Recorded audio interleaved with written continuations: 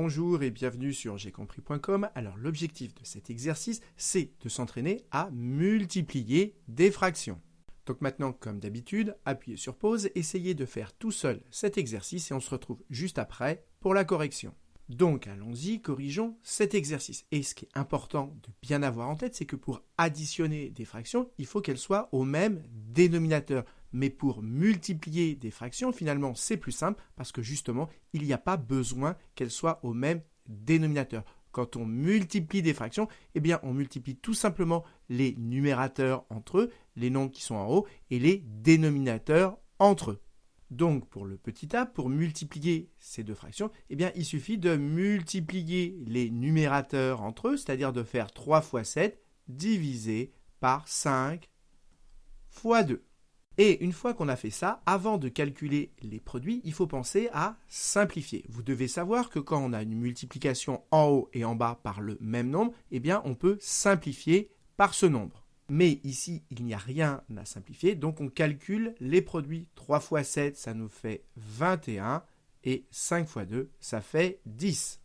Alors, si vous venez de comprendre comment ça fonctionne, ce que je vous propose, c'est maintenant d'appuyer sur pause, essayer de finir tout seul, et on se retrouve juste après pour la suite de la correction. Donc, allons-y, passons au petit b, et toujours pareil, pour multiplier les deux fractions, on multiplie les numérateurs entre eux et les dénominateurs entre eux. Donc, ça va nous faire 9 fois 7 divisé par 5 fois 9. Et là, avant de calculer les produits, on regarde si on ne pourrait pas simplifier. On regarde si on a une multiplication en haut et en bas et le même nombre. C'est bien le cas, on a une multiplication en haut et en bas. C'est important que ce soit une multiplication et pas une addition. Donc on a bien une multiplication en haut et en bas et le même nombre. Et donc ici, on peut simplifier par 9. Et donc, au final, ça nous fait 7 cinquièmes. Passons au petit c, et la première chose à remarquer, c'est que le 2 n'est pas écrit sous la forme d'une fraction. Mais ça, c'est très simple à faire. 2, on peut toujours l'écrire sous la forme 2 sur 1. 2 divisé par 1, ça fait bien 2. On n'a rien changé, mais maintenant, l'intérêt, c'est qu'ici, on a une fraction. Donc, c'est ce que j'écris. Ma première étape, c'est d'écrire 2 sous la forme 2 sur 1, que multiplie 5 quarts. Et maintenant, pour multiplier ces deux fractions, toujours pareil, on multiplie les numérateurs entre eux. Donc 2 fois 5, et les dénominateurs entre eux, 1 fois 4, ce qui nous fait 4.